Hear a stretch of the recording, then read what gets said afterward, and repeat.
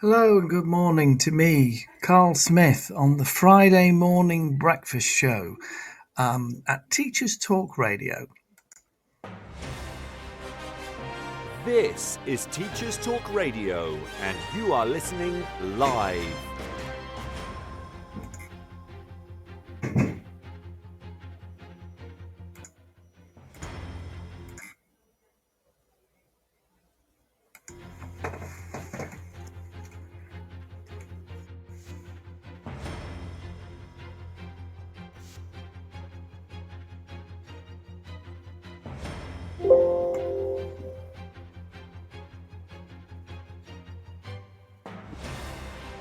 This is Teachers Talk Radio, and you are listening live.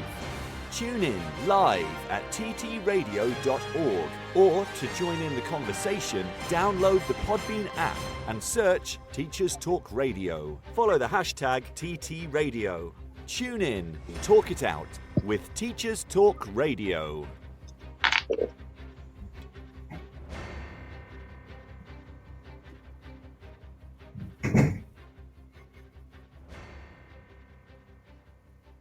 Good morning. Welcome to the Friday morning break show with me, Carl Smith. You've been listening to Teachers Talk Radio. Tune in live and listen back at ttradio.org. We look forward to hearing from you next time on Teachers Talk Radio.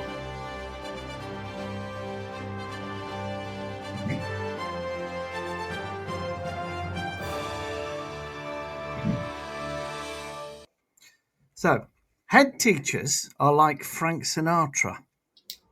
They prefer to do it their way. Not that there's ever a shortage of people telling them what their way should be. Ofsted, the DFE, parents, social media, even the odd year 9 has more than enough to say on the matter. The truth is, headship is hard, and there are no easy answers. So it's probably easier to say what you shouldn't do rather than what you should. The world is full of people who are only too happy to point out your mistakes, faults, inconsistencies, incompetencies, and deficiencies or inefficiencies. There isn't a head or even a school leader alive today who hasn't been called all these things. And that's on a good day. On a bad one, the words tend to be, well, a little bit more colourful, and invariably written in block capitals followed by lots of exclamation marks. Then there's the professional advice you get from the experts who aren't actually doing the job and in many cases never actually did the job. Some of them might be inspectors, some of them might be consultants, some of them are researchers, and all of them are full of advice. But what about if you're sick of advice? What about if you want rather less advice and rather more encouragement? What if you'd like to feel that you're doing a difficult job to the best of your ability, but you just need a little bit more support? In the words of Gloria Gaynor, I will survive, but what should be in a head teacher's survival kit? Now, I've been in headship for over 10 years, and so has my guest today. She is someone who has written about the joy of the job as well as the pain. Between us, I think we can have a go at suggesting what might be in a head teacher survival kit. So today I'd like to welcome secondary head teacher and co-chair of the Head Teachers Round Table, Caroline Barlow, to the show. Good morning, Caroline. Good morning. I'd love to hear from you. Have you had a lovely week? Do you know what I actually have this week? If you'd have asked me last week, you might have got a different answer. But actually, this week I've had a couple of really good experiences, and I hit the end of the week thinking it's all okay. I mean, I don't know. It's been quite an eventful week for me, just with various stuff happening. And I didn't expect it because last weekend Saturday wasn't so great, but it was a reasonably pleasant weekend. And, you thought a couple of weeks into term, it's probably not going to be too much of an issue. Loads of things have happened, loads of things, as is the way. You never know what's around the corner in our job. So we're here to talk about the Head Teacher's Survival Kit, and there's been an awful lot of conversation, in all sorts of forums about how fewer and fewer people want to become head teachers.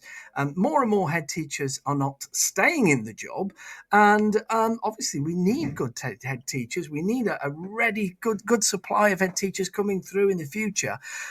So our job today, I reckon, is to try and figure out what advice we give to help people survive and hopefully, thrive in the job. So I should just point out, you wrote an article, which is how I came across you, Caroline, which was in the TES. It's on the 7th of May. I've got it sitting in front of me. Headline being a head teacher is hard, but it brings joy like no other job. So, do you want to start by telling us a little bit about, giving us a brief summary of what you said in that article? Yeah, it's interesting. That article came out of a conversation between myself and Kezia Featherstone and Dan at TES. And it was that sense of, if those of us who've been in the job a really long time and are still enjoying it mostly, don't talk about why and how, then actually we're not really doing our role in communicating that to those coming up behind us. There's too much mystery in the job as it is, and therefore actually communicating that is really valuable. Now, what was interesting is, and the first couple of paragraphs of that article are quite personal and quite heartfelt. At that point, I genuinely wasn't 100% feeling it. I really had many sleepless nights wondering what on earth was going on. I was sat genuinely at the end of the Easter term doing, the backs run, the sign off of things, sifting through a whole bunch of stuff. Whereas outside, my staff, and they are amazing, they organise themselves to do the most fantastic things, our staff association, they are all having a lovely time. And I was sat there on my own thinking, right, okay, but actually on reflection, that sparked both that article and a whole series of others written by people within the round table, all about the things that genuinely are maybe not about the immediate, but are about the things that you look back on and reflect, do you know what, I actually am making a difference. So whether that's supporting children and families who are in challenging circumstances, whether it's about, and that was Kezia's article, whether it's Helena's pitch this week on how we support staff, and we've got one more to come on actually the real joy you get, and it's timely at this point in the year, the real joy you get when you see students achieve what it is you've always known they were capable of. Go on, sorry. No, sorry. So no, I'm just sort of throwing in thoughts randomly as we go. I mean, I can hear the passion in your voice, and I like to think that I have that passion too. And I think obviously, hopefully, that's what comes across, and the positivity and the enthusiasm to continue. But what I liked about that article, at the start, you were quite honest. You did reflect on some, difficult times. And I think we have to be, as school leaders, straight up from the beginning. Any leaders listening and finding, things tough. Yes, things get tough sometimes. So when they do get tough, what seems to get you through it? Oh, goodness. I think it's many layered, isn't it? It's finding joy in the everyday and the really stupid and silly things that only ever happen in school. And I spent a year, about 10 years ago, working for an education company nationally. I worked for the SSAT for a year, and they were amazing. But what I found about 2/3 of the way through that year was, as much as I was enjoying what I was doing, I genuinely missed the silliness that you get in school, the break time conversations, the lunchtime corridor conversations that you have with young people and with staff that are genuinely just silly and fun. And I'm not sure there's many other jobs. There will be some, but I'm not sure there's many other jobs where you get that sense of injection of genuine fun on almost a daily basis. So that's the kind of immediate. And then there's the longer term thing that education genuinely matters. and schools matter to their communities and teachers matter, and to be able to influence that is one of the most empowering things that you can do. And I think one of the things that we need to do is slightly enhance the rhetoric around heads as genuine game changers in their communities. And that can flip one way or the other. You get one that's not really in it for the right reasons, and it can not always be positive, but most are absolutely rooted in making a genuine difference to their community. And I think the power that a really good head has in its community, in their community, is genuinely life-changing for some young people and for some staff. That's a fantastic privilege to hold that role. It absolutely is. And we are in so many ways community leaders. I mean, particularly, during the pandemic, we were very well aware then of and you've been in headship for the same length of time as me, so it's quite interesting. And yet we look so young. Isn't that amazing?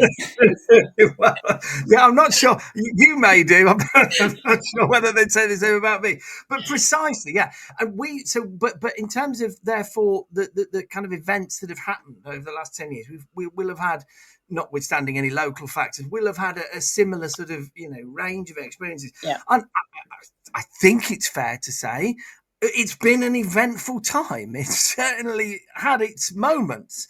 Yeah. But we're here now, and we're smiling and all of those things. So something within us, maybe it's chance, maybe it's things that we didn't control, but something within us has made us keep going and want to keep going and to keep somehow seeing the joy in the job. And it's such a wonderful job, as you say, when things, when you can see the impact and can see what you're doing. It's such a wonderful thing to do. But of course, there's so many other things that are challenging. So I'm just trying to capture, if you will, I'll say as well, when those really tough moments happen and you're thinking, do you know what? Really, there's nothing more I can do here. This is completely unreasonable. I'm giving an impossible situation. I don't seem to be getting any support. So at that point, why don't you just say, I'll go and work at, the checkout. Do you know what, that's a phrase I've used more times than I care to mention. There's a sense of, actually, it's fine, I'll go and stack shelves and insert the name of preferred supermarket or whatever it is. Absolutely. Of course those moments happen. It's interesting listening to you reflecting. I often describe, so it's 10 years of headship. I often describe it in three parts. So there was the first part pre-COVID, where we were collectively taking a school that was good and transforming it into something which I have the privilege of sitting on a parent email that arrived this week to tell me that actually, the journey that their child has had in our school is nothing short of exemplary. And what a lovely email to receive. Show me the bank manager who gets those kinds of emails. It's fantastic. So turning the school around in that sense and lifting it was kind of, part one. And I suppose the slightly frustrating thing is by 2020, we were just getting the wind in our sails and establishing momentum of that. And then, of course, the world changed. And then there was leading through COVID. That's a whole different thing. And then there was leading post-COVID. And that was probably much more challenging than I ever expected it to be. And the most challenging of any other experience that I'd had. More challenging than leading through COVID for me. Yeah, I agree. It was definitely for me too.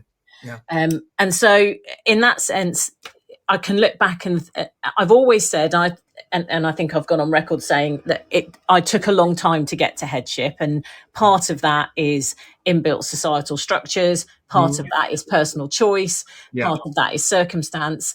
But what I did have then when I arrived in headship was a huge range of experience and decisional capital, which enabled me to navigate the things that came my way. So I was always able to look at something and go, oh, okay, well, I've seen something a little bit like this, and how do I think my way through it? actually, I'd never seen anything like COVID. I'd never seen anything like post-COVID. And so then you are really falling back on what is in your core and what therefore determines your decision making and your priorities. And I have to give credit. I think it was my deputy who at one point during the pandemic, when, you know, we were getting 27 different messages a day from the DfE and all the rules were changing daily and no one had a clue what was going on. And we just all looked at each other and went, what?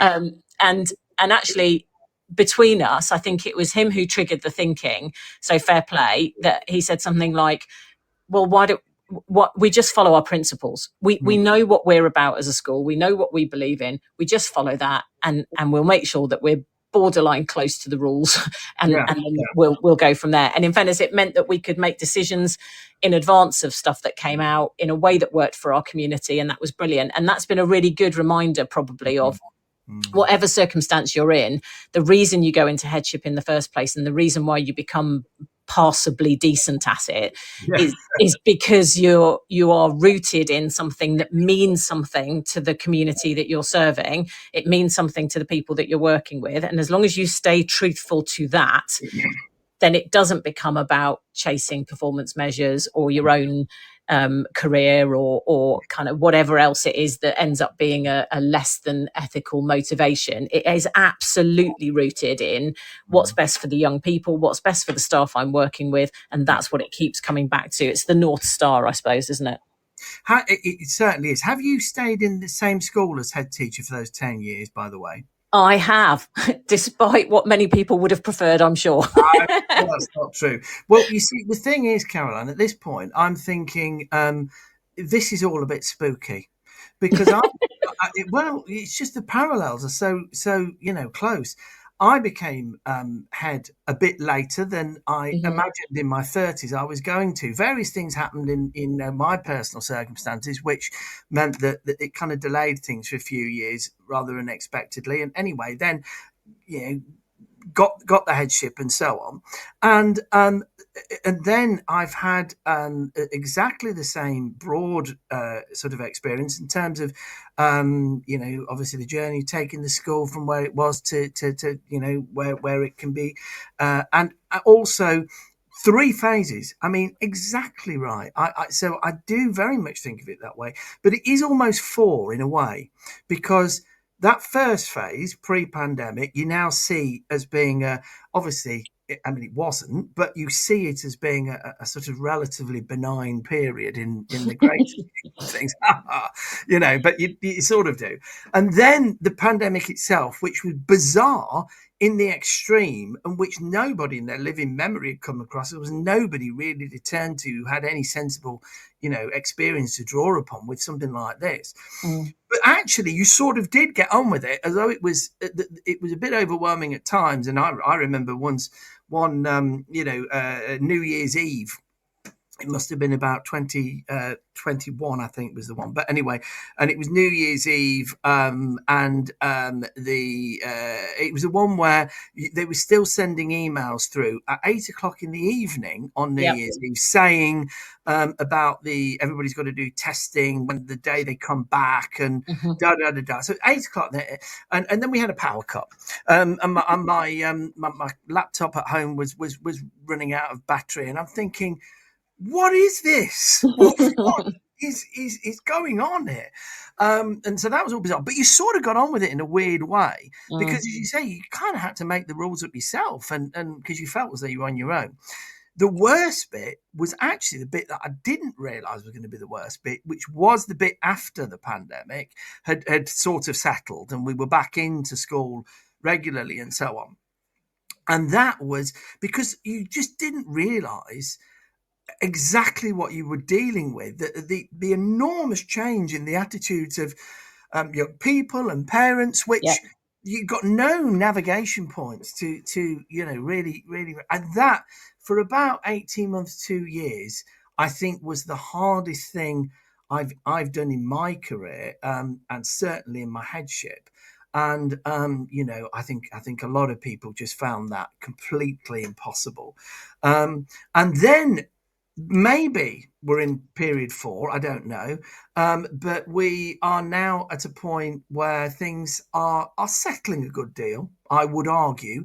But then again, everybody's different and every experience is different, so I won't want to generalize too much, but it feels to me like things have settled a bit, and we are in territory that feels a little bit more, not entirely, but a little bit more like it's sort of a bit more familiar to us. But what you're saying is, and what I would say is, that it actually, through that bizarre series of events, what's helped keep me going, and in those darker moments, what's helped me keep me going is life experience.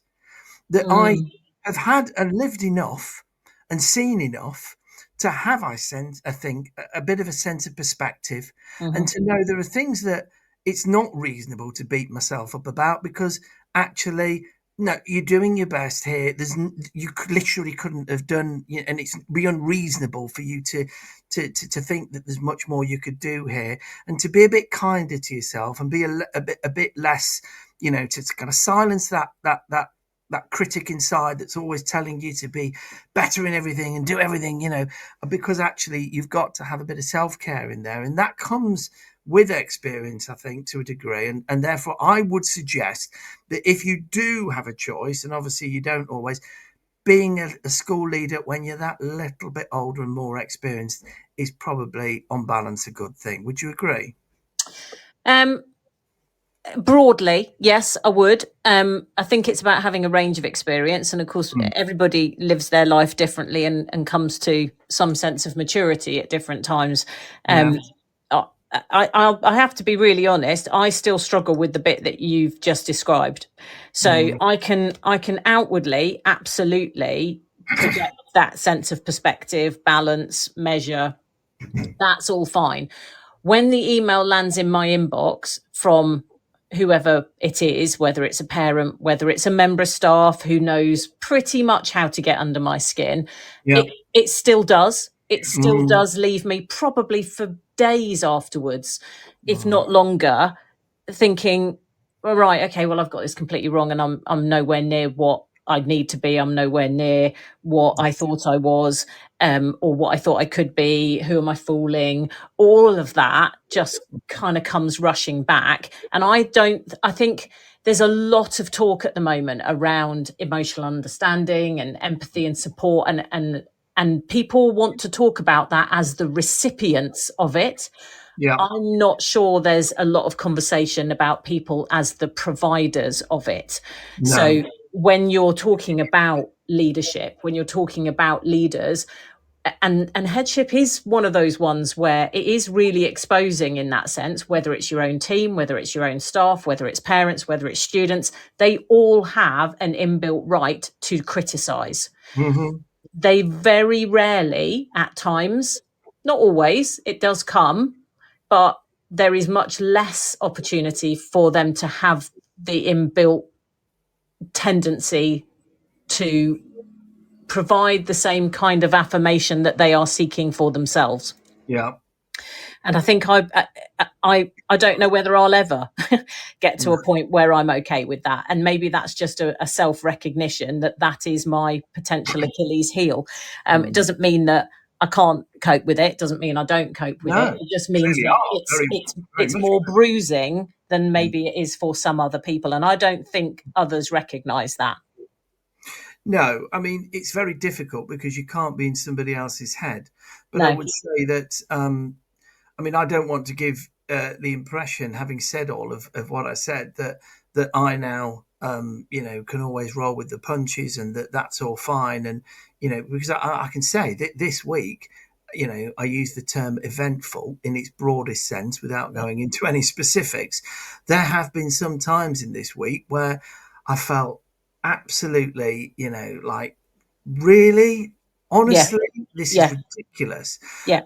And so to have that in the space of just 5 days, that's been my experience. So I do have those moments. So actually, in that sense, I very much share that experience, Caroline. But yeah, we're all. I think. Sorry, go on. No. We're all different. We all react in slightly different ways to things, don't we? Yeah, absolutely. And I think potentially, to go back to what you were trying to say, which I do agree with, that a little bit of lived life experience and a little bit of perspective, however old you are when you get to that, Yeah. is really valuable. Because the one thing I do always hold on to, which is a product of lived experience, is that it will pass. It doesn't have to be defining. And I know it feels wretched in the moment, but it does pass. And in a sense, that's something that we talk about as a team. It's like, you know, we're having a really good crest of a wave, you know, at any given moment. Yep, this will pass too. They won't always think we're brilliant, or, you know, when the irate emails are coming in, yep, it will pass. We will find a way to deal with it. It feels wretched at the time, but it will pass, and we will find a way to manage to deal with it, which is probably part of what you're trying to get at, which is how you navigate that. And some of that is your own sense of self-reflection, but some of it is also the team that you have around you, and how incredibly important it is to A, choose your team wisely, B, develop them at the same pace as everything else is moving, and just genuinely value them, so that you create that sense of tight knit camaraderie, which helps you navigate it irrespective of hierarchy. I couldn't agree more. Your team, the people that I mean, obviously as a head, there are lots of people that you work closely with, but the people that you work closely with most of all, they're critical. Without it, you're absolutely lost. You really are. You need people that you trust. You need people who will tell you in a positive and supportive way when they're concerned about something. You need people who are, good at what they do, and they're intelligent people, and they have things that you haven't got.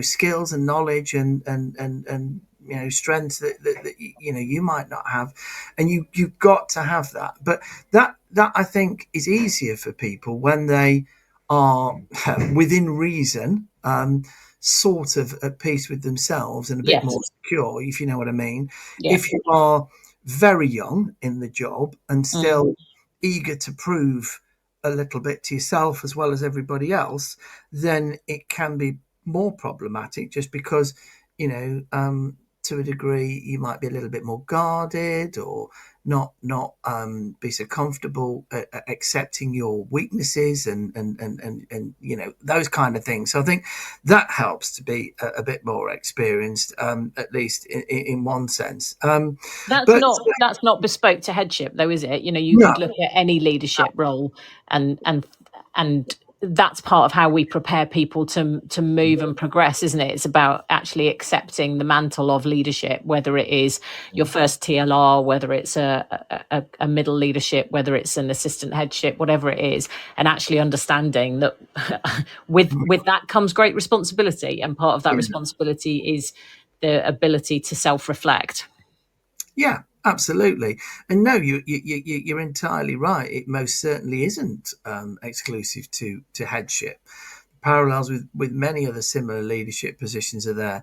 I think we are relatively exposed, and there are particulars to our experience because, well, we're in the public sector, and the public sector brings a different type of challenge.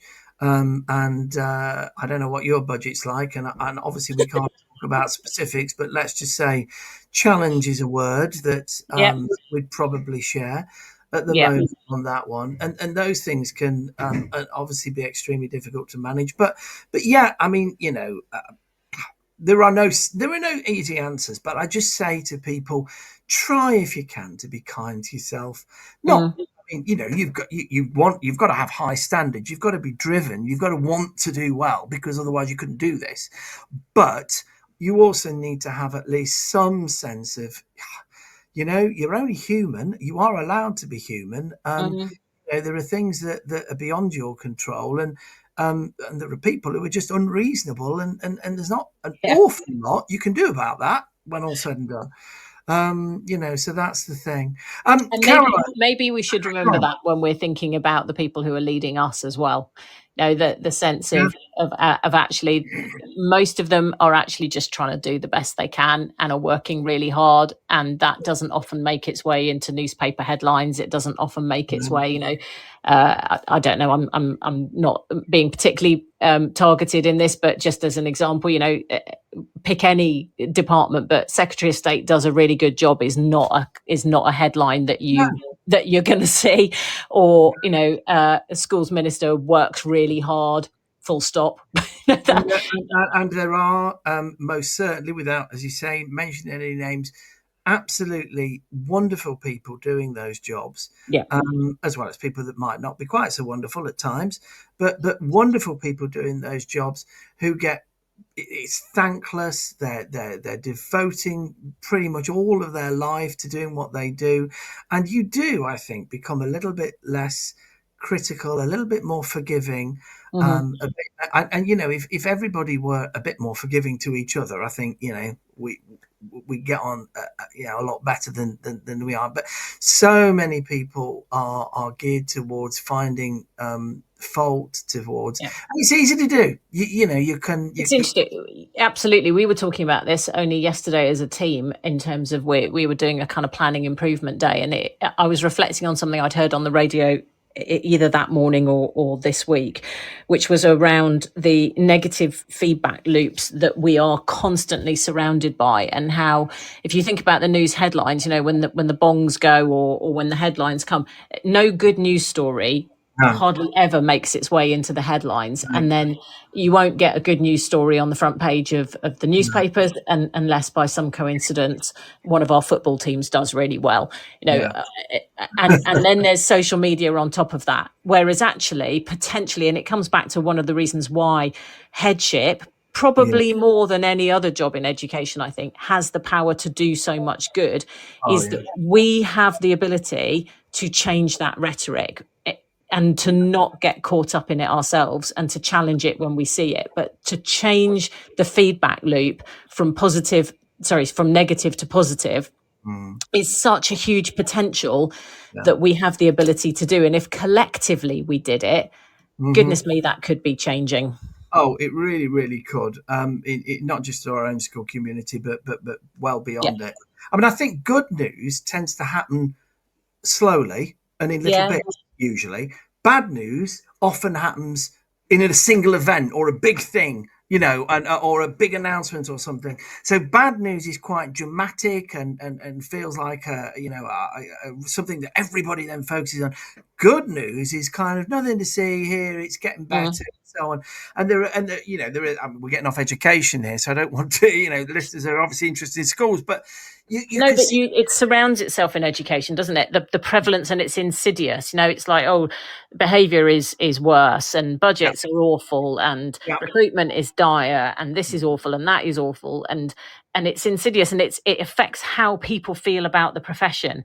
So, I mean, one of the reasons why what you're doing is so important and powerful is it's that sense of changing that dialogue. Actually, just because something is challenging doesn't mean it shouldn't be done. Just because something is difficult doesn't mean it's bad. It's what we tell the young people, isn't it? Nothing worthwhile comes without some hard work.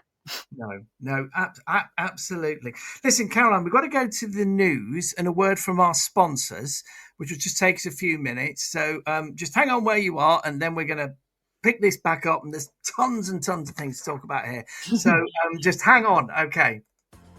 Need a smarter way to teach? Wish your lessons had more impact? Eduflix.com. Stream educational films for teachers and students in or out of the classroom. Keep students engaged. No ads. No distractions. Try it free for 30 days at eduflix.com/try. Use code TTR. Get 50% off all orders made before June 1st. Eduflix.com. This show is brought to you in partnership with John Catt Educational, publishers of professional development books and resources that support great teaching and learning in schools around the world. Don't miss out. Level up your professional development today and visit johncattbookshop.com to explore the full range of titles. Use the code JCTTR2425 for 20% off your order. This is Teachers Talk Radio, and this is Teachers Talk Radio News. Schools Week reports on pupil numbers in England schools as new data is released. The number of pupils has fallen for the first time in over a decade as the system passes what the report calls a demographic tipping point. The data also shows that for the first time, there are now more academies in England than council-maintained schools. The Department for Education has published its annual Schools, Pupils and Their Characteristics dataset, which is based on the school census of January 2025. Pupil numbers have been rising steadily since the early 2010s, but the latest data shows that overall numbers dropped by over 59,000 in January. Primary pupil numbers have been falling for several years, but secondary numbers are due to peak in 2027 before falling as the bulge moves out of compulsory education.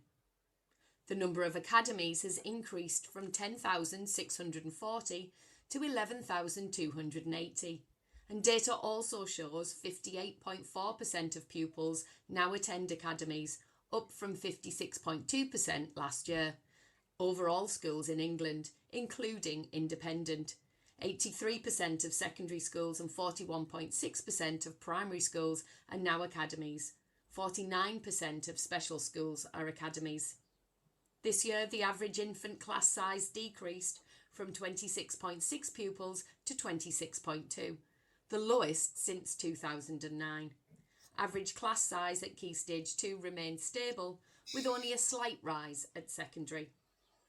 Private pupil numbers have dropped by 1.9%, around 11,000, compared with last year, leaving the independent school population similar to that in 2021 to 22. The report says it's not clear where those pupils have gone, as secondary pupil numbers rose by less than 1,500 over the same period, while primary numbers fell by 60,000. Data also shows that whilst pupil numbers may have fallen, there are 35 more private schools operating this year compared to last. There was a big increase in local authority placements of pupils into alternative provision, up 24% on the previous year. Numbers increase for those in school-arranged AP as well, with 16,600 registered with an AP and another 11,100 who are dual registered. Full details and further statistics are available on the Schools Week website. BBC Scotland News featured comments from Scotland's largest teachers' unions, who have described the workload in schools as unfair, unhealthy and unsustainable. EIS General Secretary Andrea Bradley said the union was set to ballot members over strike action because the Scottish Government had failed to reduce the amount of time teachers must spend in the classroom.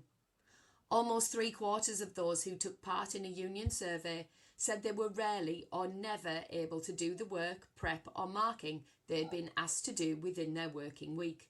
The survey was completed by around 20% of the EIS membership. 44% of respondents said they usually worked the equivalent of an extra day a week. 1/4 said they worked an extra 2 days. Only 1% of those surveyed said they had sufficient time to complete paperwork, liaise with colleagues and external agencies, and attend meetings about pupils. Ms. Bradley said the survey told a story of persistent excessive workload demands, and that 4 years on from a government pledge to reduce teachers' class contact time, there has been absolutely no progress towards delivering it. The Scottish Government said, "We are providing local authorities with an additional £186.5 million to restore teacher numbers." More details can be found online. The BBC also reports that compulsory education for Isles of Scilly pupils is costing thousands. The islands are one of only 2 local authority areas in England with no sixth form provision, and as a result, students need to travel to other parts of the country. In 2015, it became a legal requirement for young people in England to stay in education, employment or training until the age of 18. In recent years, there have been 15 to 32 Scilly children in each post-16 year group, with 2-year groups completing their sixth form education at any one time. Island children say they have to get a boat or plane up to 12 times a year and stay in accommodation during term times, often with host families, at a cost of around £9,000 per year, not including travel. And as the cost of living goes up, prices have risen too. Parents can get a grant of around £9,635 to help, but some now say that this is not enough. Parents who spoke to the BBC also say that the travel and accommodation process can raise safeguarding concerns, as DBSs for host families remain optional. Full details, including comment from parents, councils and Department for Education, can be found on BBC Cornwall. Finally, 2 schoolgirls from County Fermanagh in Northern Ireland are campaigning for legislation to force schools to offer girls a choice between skirts and trousers. The girls have previously successfully campaigned for their primary school to allow girls to wear trousers, and says it's weird and unfair that some schools still enforce skirts. They are taking their case to Stormont as part of a hearing into broad changes to school uniform law. Education Minister Paul Givan said the decision on skirts lies with individual schools, but that the new proposals include making uniforms more affordable. Full details and reaction from pupils at both primary and secondary schools can be found on BBC Northern Ireland News. This has been Teachers Talk Radio News with Joe Fox. Great. Hi, Caroline. You still there? I am, yeah. Hi. Brilliant. Yeah. Apologies to people listening to this. If you've heard one or two noises just over the news there, just a couple of noises had crept in. So apologies for that. Hope you're still very much with us there. So Caroline, you are clearly a great head. And well, I mean, I know that to be the case. And if anybody, listening to this podcast or the show live from your school community, send it out that you've got a great head, by the way. So value it. But what is it? What do you think that I can say? I think you're a great head. What is it that makes? What's your secret, as it were? What helps you to do what you do? I think. Well, you may say that would be my first comment. So let's just park that bit. I think the bit that I've always held on to, and I suppose it comes back to what you were saying about lived life experience, is I am clearly a million years old now, and but somewhere in me, I can still remember what it feels like to be 14. Yeah. And I can still remember how that was difficult, and yet also maybe at 18 or at 21, the sense of possibility, the power that education had to change my life trajectory, to give me a platform that then I was able to build on. And I think coming back entirely to that sense of purpose and what are we here to do is fundamentally what gets me up every morning, irrespective of all of the different challenges. And having been in headship a long time now, I think it is that sense of each rolling cohort. When I gave the year 11 leaving speech in their assembly, it dawned on me, I've done 33 different year 11 leaving speech, or not leaving speeches, but I've seen 33 years go through of different types of cohorts over different types of schools. And yet the core principle remains the same. It's about giving young people the very best platform that is entirely possible. And for some of them, that is alongside an incredibly supportive family and a really healthy, strong base that they can grow from. For others, it is the only route that they've got going forward, because maybe the other pillars are not fully in place. And therefore, the importance of giving them that self-esteem, giving them that opportunity of a really good education, and whatever outcomes it is that will give them the passport onto the next stage is so empowering. It absolutely is. I mean, it is. And that is, I mean, it's that sense of purpose and that sense that there's so much I don't want to get evangelical about it because it can sound a little bit, off-putting in that way, and I don't want to come across that way. But you do feel that there is something really important that you're able to do. And I think, I yeah. think as head, therefore, it's slightly different to any other role because almost everything that you make decisions on has impact on that. So as a classroom teacher, as a history teacher and a head of history and then head of humanities and whatever else I was able to influence that sphere of influence. You weren't a head of history, were you? Of course I was. Oh, so was I. That's ridiculous. That's ridiculous. We made this up, everybody. This isn't true. No, I mean, for goodness sake. Anyway, yes, carry on. Yeah. Great So now when I look at, the portfolio of things that I've got in front of me, and as exciting as the health and safety policy is, actually the way in which you kind of start to think to yourself, why am I doing this? It is because actually it's about creating an environment that is the very best for those young people, and the decisions that you make that influence that. When you're sat there trying to rub two pennies together and make the most out of, admittedly, what are hard-won advantages that we've been given most recently in terms of whatever funding does filter down to us. Absolutely.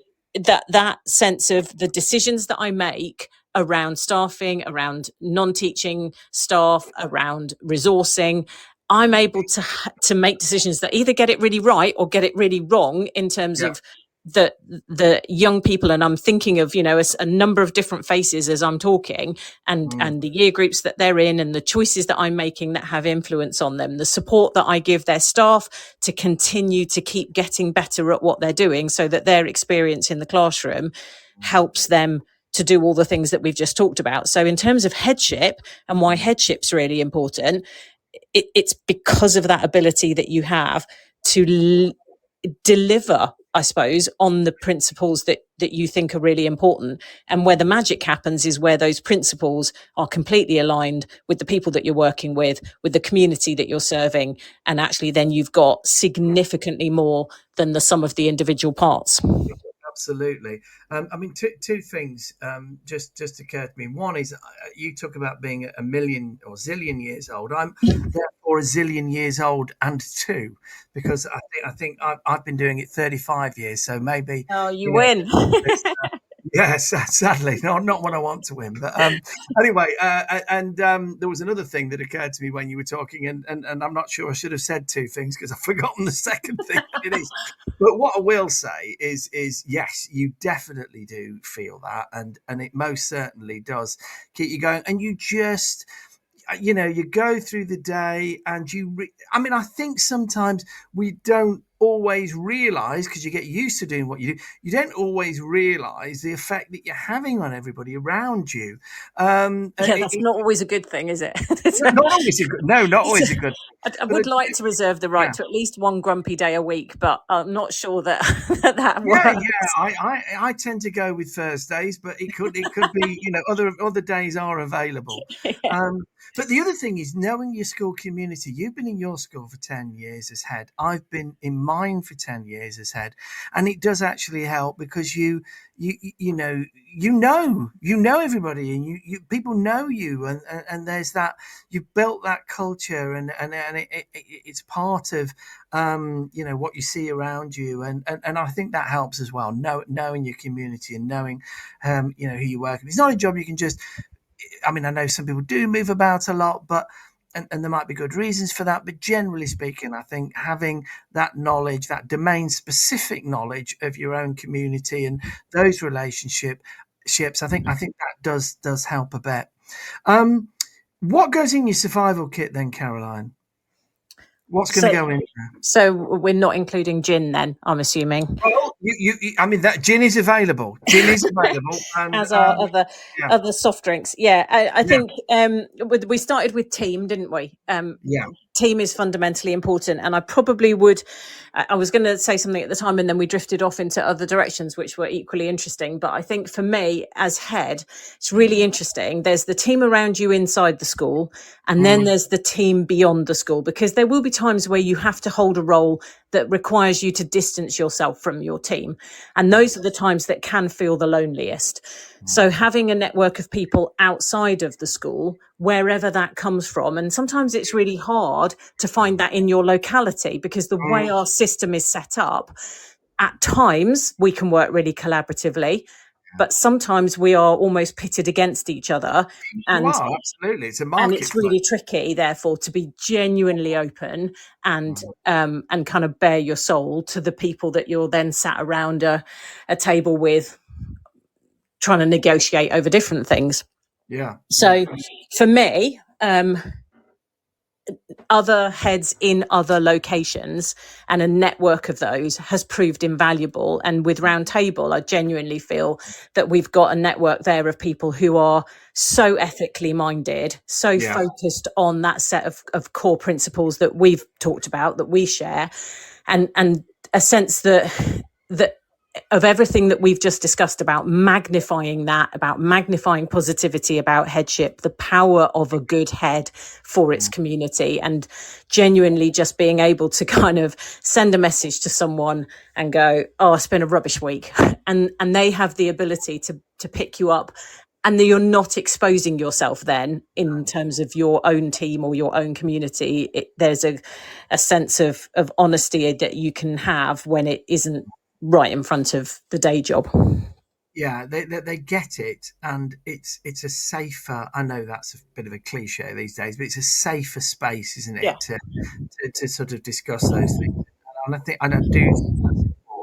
I was going to add, and it's not always easy for people, and you've got families and all the rest of it, which are all very much part of everybody's life. But if you can find something out of school which is completely different and is able to absorb your thinking and passions in a completely different way, that I think is a good thing on the whole. In my case, I've done a lot of sort of amateur drama and singing and stuff like that, and it's quite nice to just do stuff which is totally uneducational and has got nothing to do with what because without realizing it, your brain is just actually resting, or parts of your brain are resting, or it's exploring a completely different type of experience, whether it's creative or whatever it might be.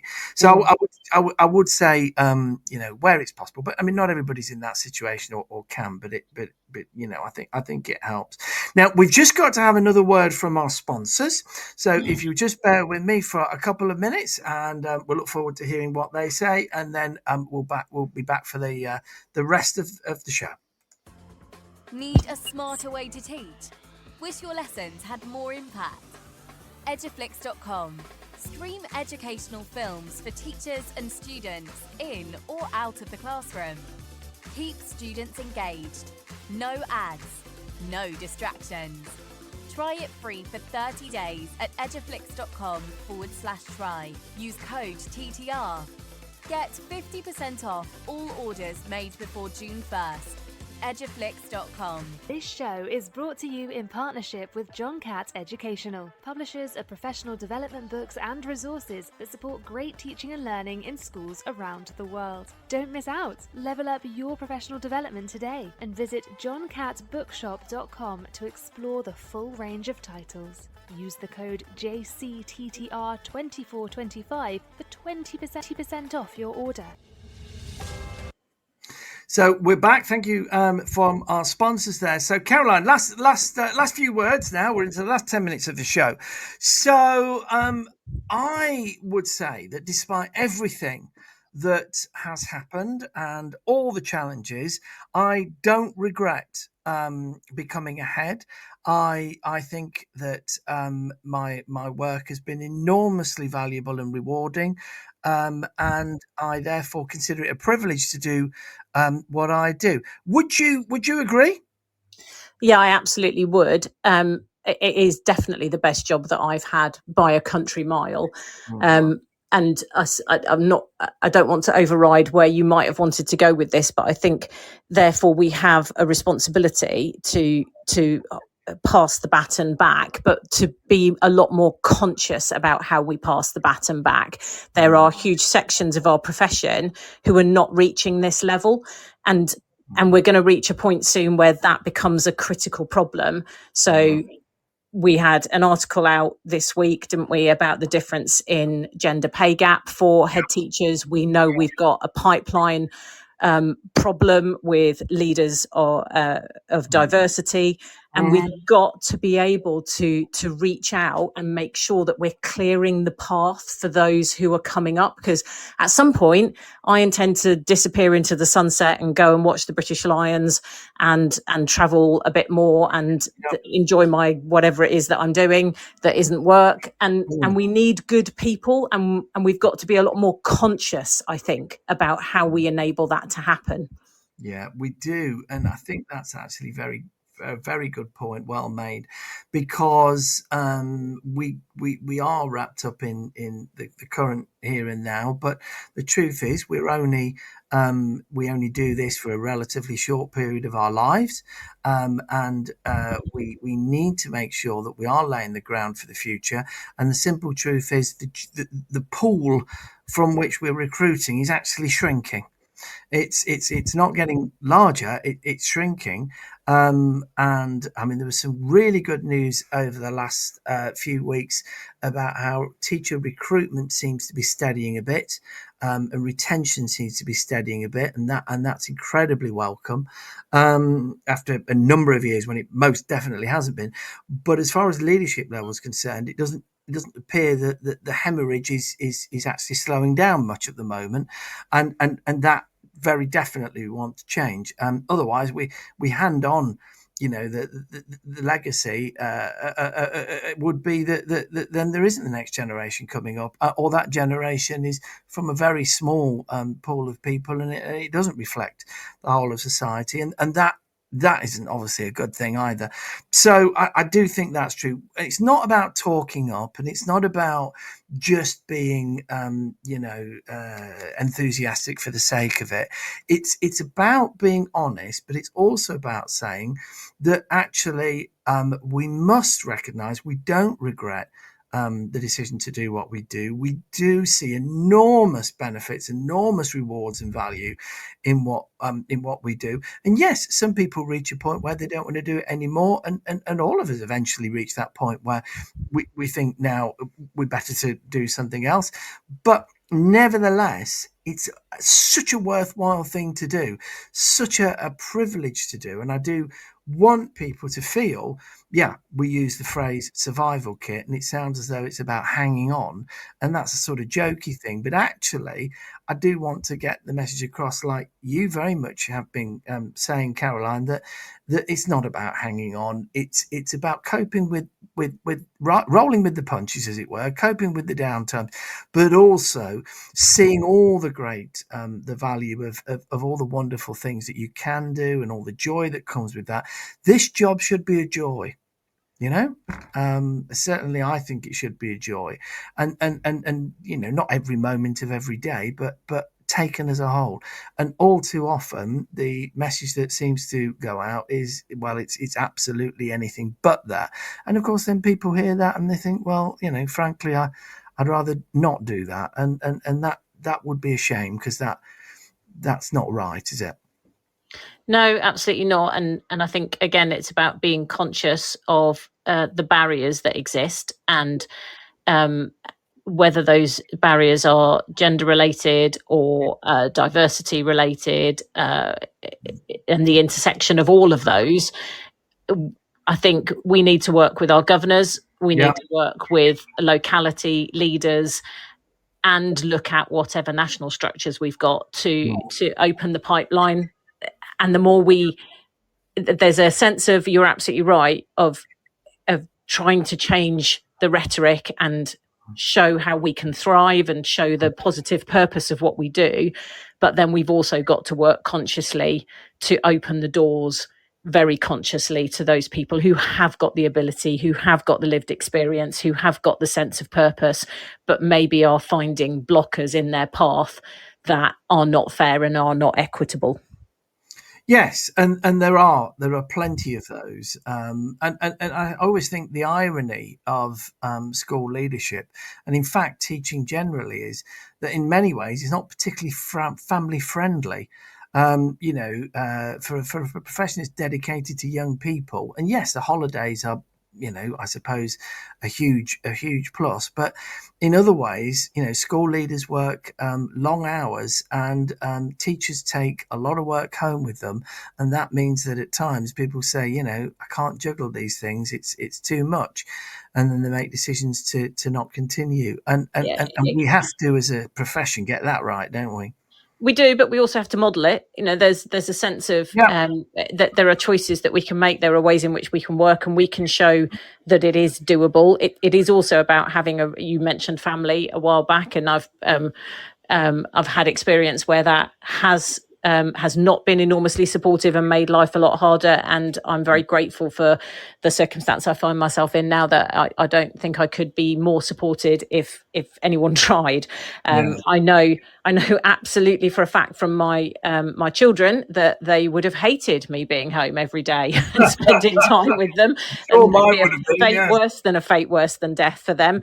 And they really value what, having, in fairness, two parents who have succeeded in education, what that's given them, the value set it's given them, the opportunities it's given them.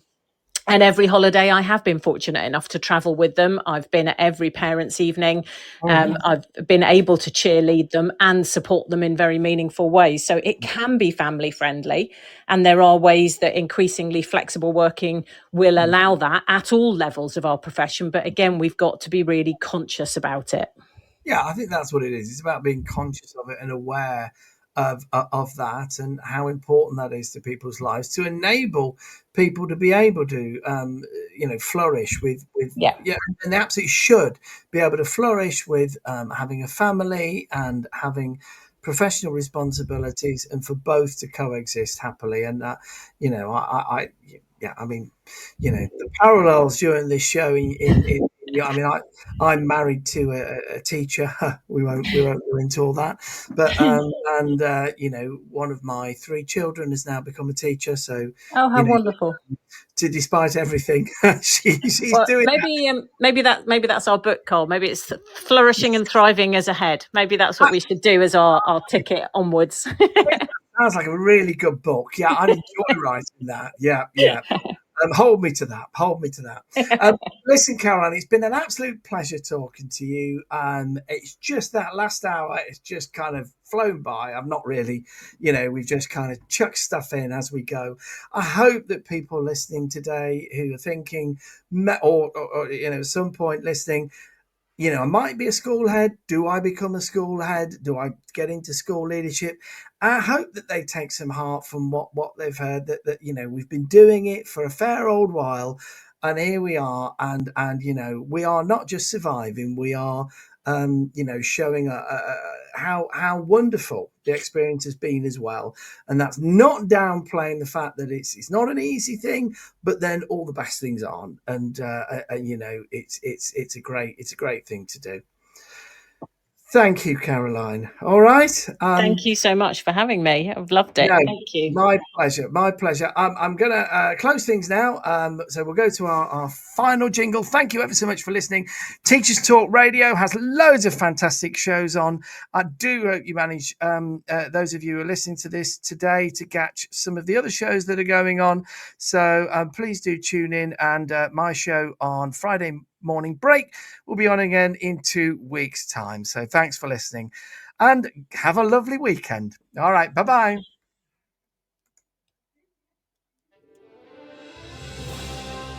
You've been listening to Teachers Talk Radio. Tune in live and listen back at ttradio.org. We look forward to hearing from you next time on Teachers Talk Radio.